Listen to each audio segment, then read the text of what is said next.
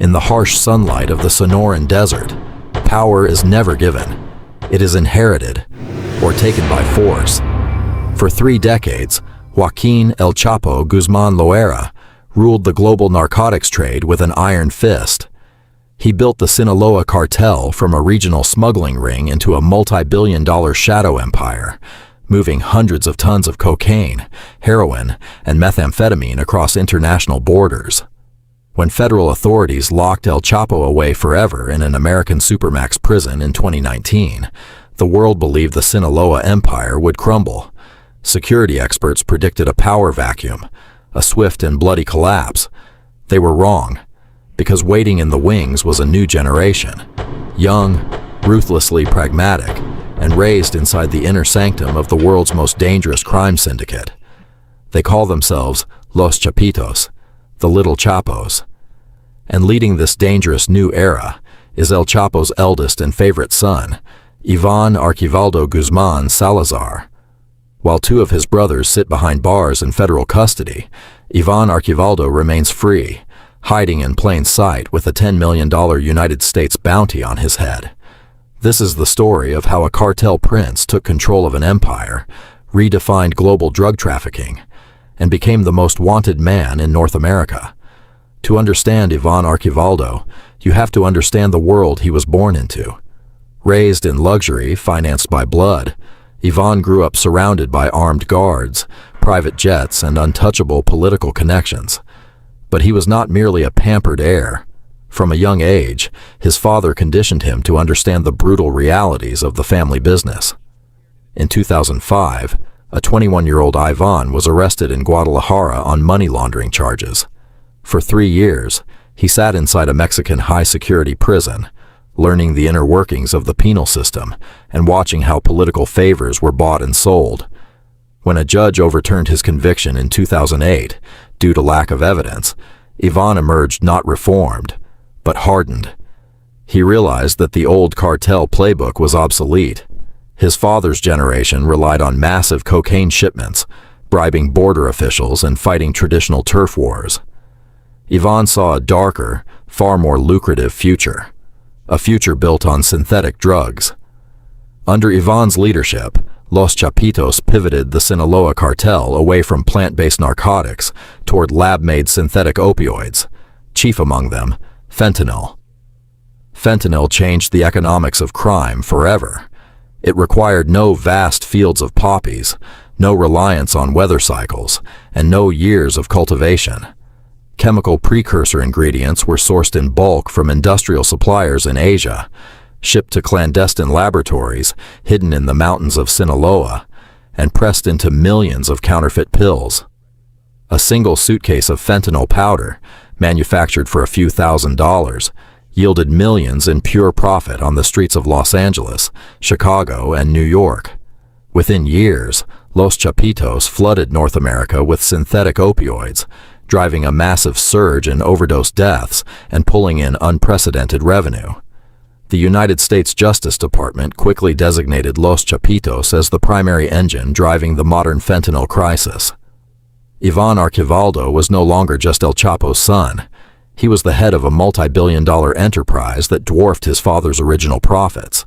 But wealth without firepower in the cartel world is short-lived. And in October 2019, Ivan showed the world exactly how much power he commanded. Mexican special forces mounted a clandestine raid in Culiacan, capturing Ivan's younger brother, Ovidio. Within minutes of the arrest, Culiacan transformed into an active war zone. Dozens of heavily armed cartel gunmen, operating on Ivan's direct orders, blockaded streets with burning vehicles, opened fire on military barracks, and took soldiers' families hostage.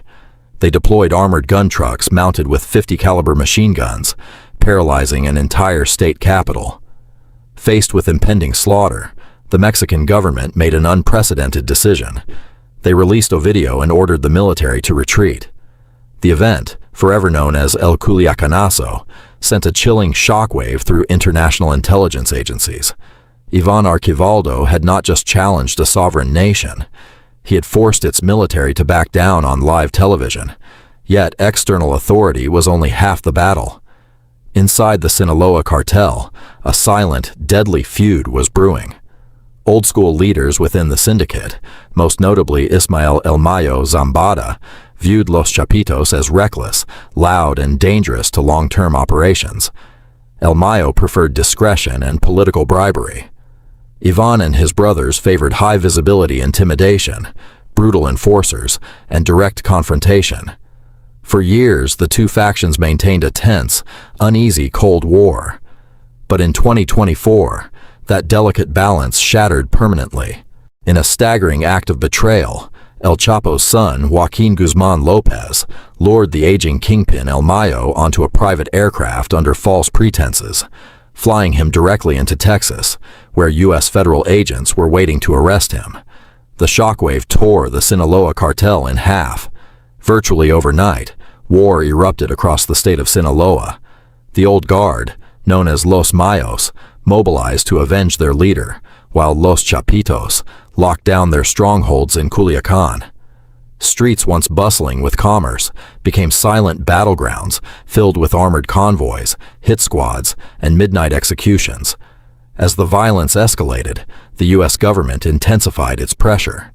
Federal prosecutors unsealed sweeping indictments, designated the syndicate as a primary security threat, and placed $10 million bounties on the heads of the remaining brothers. One by one, the family members fell. Ovidio was extradited to the United States. Joaquin surrendered and entered a federal plea deal.